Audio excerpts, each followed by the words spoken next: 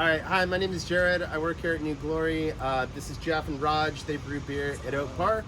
And today we're going to talk a little bit about the beer we made together. So this is a West Coast IPA. These guys have lots of experience making those types of beers. We like to make hoppy beer at New Glory, so it was a natural fit. So we're going to taste the beer.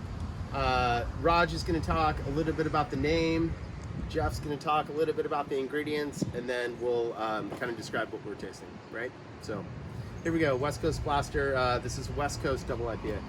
So Rodg, talk a little bit about the inspiration for the name of this beer. Well, you know, it's like I'm a native of North Carolina, from North Carolina, and when we talked about doing the collaboration, you know, we had music on at the time, and I'm a music person. So the music was bumping, and I was like, West Coast is all about loud music, whether it's like punk rock, hip hop, you know, even like with the pop music, you like to play it loud. So with the name, I wanted to come up with something that would just stand out. Yeah. You know, so simple, that's how it popped up. And fitting, right? Because I think one of the things we all agree on when we try to make IPAs is they tend to have a loud expression, right? Aromatically, flavor-wise, they tend to be kind of loud. They're not very subtle. Those hops that come and scream in your face and Yeah. say, I'm hoppy, drink me. Yeah. And what you're saying there, Jared, like just looking at the can, like the concept, it's like an explosion. Yeah. You know, so Like sound waves just blasting at you. Explosion of flavors. yeah. Yeah. Okay, so Geoff, talk a little bit about like aromatically what you're picking up out of this beer, and then I don't know, maybe we can take turns. Yeah, okay. So yeah, aromatically I'm picking up a ton of tropical fruit, a little lime on it, like really ripe tropical fruit, fruity pebbles almost. We used a lot of Strata and NZ107, and we used a couple other New Zealand hops, but it's very soft as far as like flavor profile goes, not a lot of bitterness, but then a pretty big aromatic tropical nose on it. I agree. I think sometimes there's hops you can use that are like specific to a type of fruit, right? I mean, I think we've all used hops that are like, oh, that's very strawberry-like, or that's very orange-like. Mm-hmm. I totally agree with you. I don't get like a specific type of fruit out of this. I think it's just like fruity. Yeah. Almost like, to your point, fruity pebbles. Yeah, it's good. It's not quite as bitter as a lot of West Coast IPAs. We used, so we're going to talk a little bit about some of these ingredients we use. But additionally, we used some rice in this beer. We were all kind of curious about how that would play out, and I think that rice contributes a little bit of rice-like texture, if that makes sense. Like a little bit of softness, a little bit of not silkiness, but again, like just kind of softens the beer a little bit, and it's extremely fruity. Yeah, we ended up using 200 pounds or so of rice, Yeah. liquefied rice. Quite a bit. Yeah, and it definitely softened it up, lightened it up, and it had a pretty high sugar content to it, so we were able to ferment that out and end up at like 8.5%. So it's definitely got some ABV behind it, and yeah. I think with, you know, adding the rice, it has undertones of sake. You know, if you guys are into sake, you kind of get that undertone of it. So I think it works. Cool.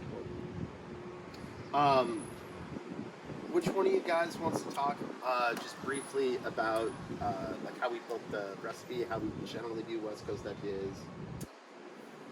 So I guess we built the recipe through text message. You know, we're Yeah. texting each other back and forth, talking about it. And typically, the way I like to approach a recipe is I'll start kind of with the idea in my head and then work backwards from there. So I know we wanted a West Coast double IPA, so you're talking very light on the grain, very dry, and very hoppy. And then from there, we kind of pick the hop profile that we want to shine through. And this time we decided to go with like a tropical hop profile, which is why we chose Strata, NZ107, Motueka, and what was the fourth one? There's a little bit of Galaxy in there. Galaxy? Okay, yeah. And so from there we just kind of said this is the profile we want, decided on the hops, and then kind of backed into the bitterness that we wanted on it throughout the process as a group. So yeah. So when you get this, you know, it's kind of interesting to chew on a little bit of the grain that was used. This is Pilsner malt, domestically grown. Pilsner malt is very light in color and relatively neutral in flavor. The thought process being for West Coast IPA, it's really all about the hops, right? So this is, you know, the malt's only there to provide sort of like a backbone for the hops, if you will. So taste the malt, smell the hops, right? So this is a blend of the hops that we used in this beer. The best way to smell these is it can be a little tricky to do so, but you want to kind of crush them up in between your fingernails or with a hammer or with a hop grinder. A hop grinder, yeah. Specifically a hop grinder. Specifically a hop grinder.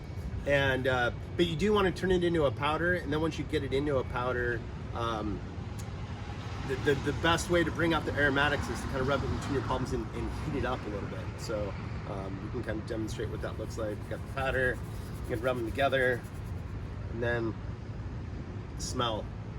And it's kind of an interesting experiment. We got hops literally all over. And interesting, and the rose is falling down. We are falling apart.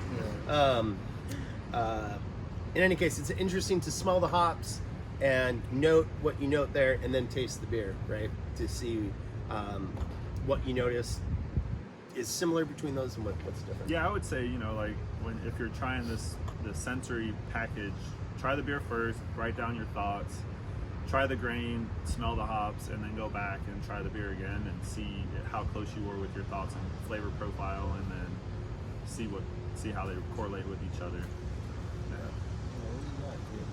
Well, we got a ladybug here that I think is some type of good omen. So get in on this one. There goes. Yeah. All right. Yeah, that's it. You guys have anything else to add? Man, if you can get it, pick it up. Yeah. You know, you're gonna enjoy it. We've been looking forward to doing this collaboration for a long time, so it finally happened. And salute. Yeah, salute. Cheers, boys. Happy Sacramento Beer Week. We killed that. Yeah, that was